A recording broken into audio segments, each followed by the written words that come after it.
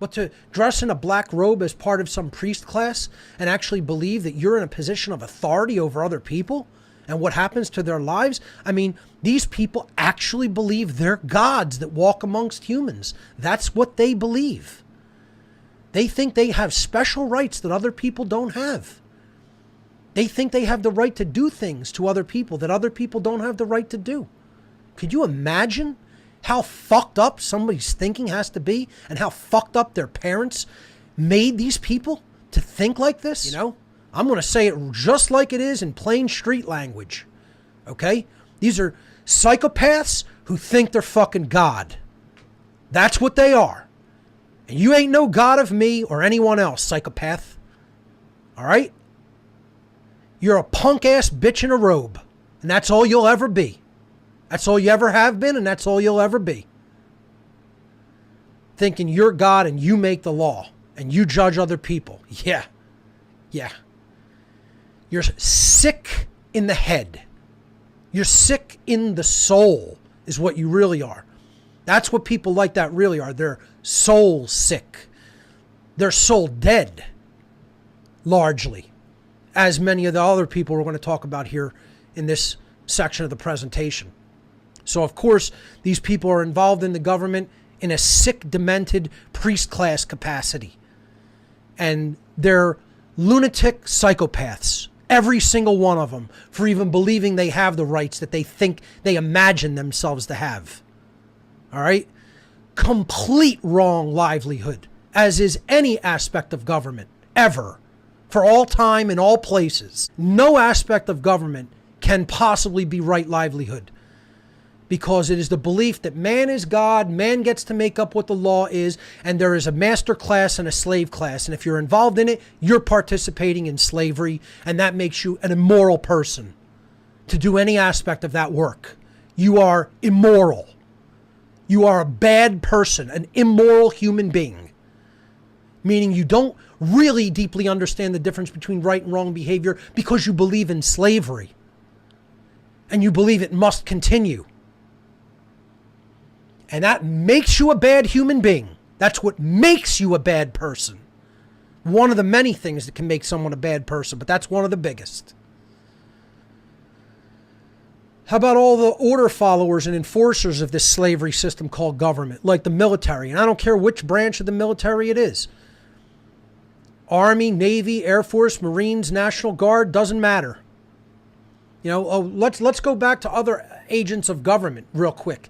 You know, include park service in that. Include meter people in that. Meter maids, park service people, all of them. Anybody supporting government in any capacity. Okay? And then you have the strong arm of the government. You know, for the people that don't want to come into line, you have the military and the police. The enforcers of man's law, of men and women who think they're God on earth. Okay? Enforcing their dictates. Because that's all these order following dogs are. No respect for them. No one should have any respect for them. Have respect for people who fought as members of a militia to actually conquer tyranny. That's what I have respect for. That's a real fighting force. Not organized by a government, bonded in their mutual respect for human freedom is the only fighting force I have any respect for. Okay? That's not the United States government. That's not any state's government. Okay? Anywhere on the earth. That's not any nation's government.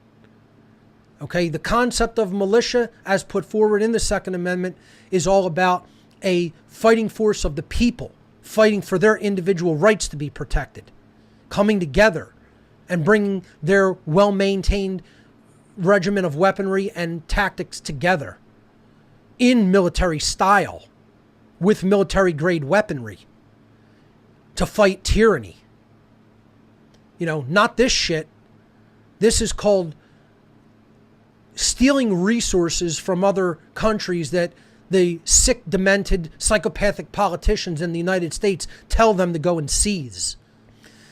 And it's not just that. It's what these people do militaristically, like the barbarians that they are, following any orders they're given to kill any civilians that they're told to kill, you know, invading other countries. These are invaders, is what they are. They're invaders. You know, you want to put your skill toward serving humanity, learn natural law and teach it to other people. That's how you're going to bring about tremendous change in the world for the better. Not by going and following orders and wielding a weapon at somebody's face because you were told to. You know, these people don't have any real conscience. They're joke followers that don't have any real courage either. They think they're such big bad men. You're little boys that don't know how to think for yourself, and you want other people to do your thinking for you. That's what you are. And there's nothing more sad or fucking pathetic than that. That's the most sad fucking pathetic form of life that there is on this planet, folks. You know, I don't care who I offend by saying that. Get as offended as you want. Get as offended as you like. If you're involved in the military in any capacity, you're an immoral person and you are partaking in wrong livelihood. Absolutely not part of right livelihood.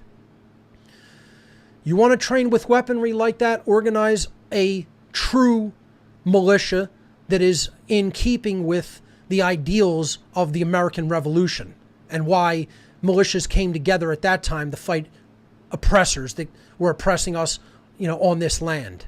Was for us to understand whether something's in right livelihood or not, we have to stop lying to ourselves. And that's what too many damn people are still doing. They can't look themselves in the mirror and tell the truth about what they're involved in.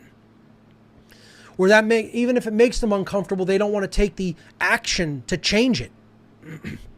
Because they're too worried about, the short-term suffering that might result from me not having this job. All insignificant next to the damage you're doing to other people and the damage you're doing to your own soul. So if you're honest with yourself about those dynamics, you'd step out of that role and you wouldn't do that behavior anymore. And you'd find right livelihood.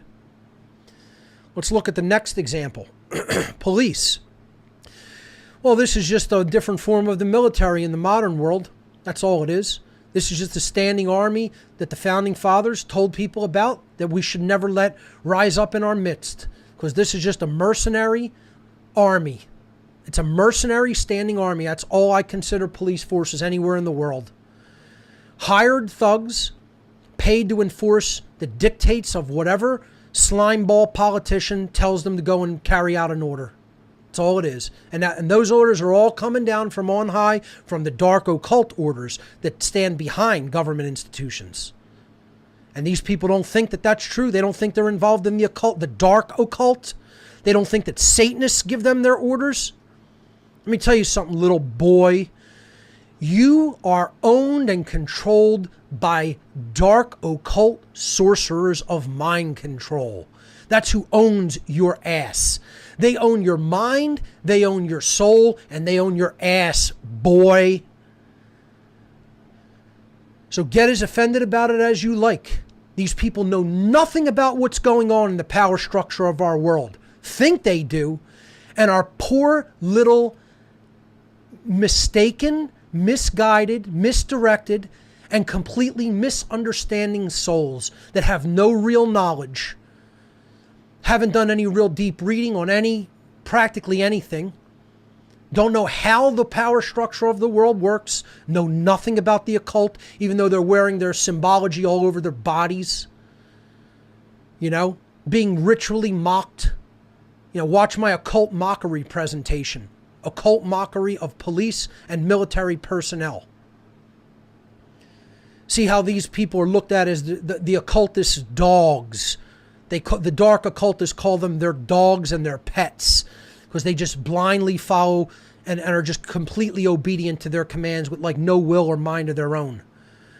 They only have a mind to serve their institutional body, which is their proxy, psychological proxy family, their proxy parents, because every one of them have deep-seated mommy and daddy issues nested way deep down in their subconscious mind and in their underlying psychology, unresolved psychological issues in all of them, making them act psychopathically and just be willing to follow somebody else's orders without actually exercising true conscience because you've come to know what behaviors are right and what behaviors are wrong. These people don't know that and they don't care. All they do is act on orders. So they're order followers. They're members of an institution that supports and is the strong arm of slavery. They're not exercising true conscience, because any being that is following orders cannot truly be exercising their own conscience. Because their actions are actually driven by just obedience. In the following of an order, you are not thinking about whether the behavior is actually right or wrong, or causes harm to others, or does not cause harm to others. All you're saying is, I am willing to do that for a paycheck. I am willing to do that to keep this job. And that's what all order followers do. If they didn't, they wouldn't be order followers. They wouldn't be in that profession, in that occupation. So all order followers, including all military, all police, everybody involved in government, it's all wrong livelihood. It's all immoral behavior. It's all an immoral way of supporting yourself and making a living. Every single one, no exception, blanket statement. Every single individual in every one of those institutions I mentioned, 100% every one. They don't want to accept that's the truth of the world. Not because I said so, because if you really do deeply understand the difference between right action and wrong action, you know that no one can have rights delegated to them that don't exist for another individual.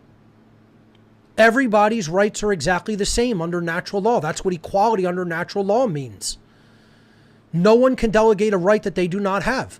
So no one can be given or gifted, rights that other people don't have. And these people believe they have rights that others don't, and can do behaviors that other people cannot do.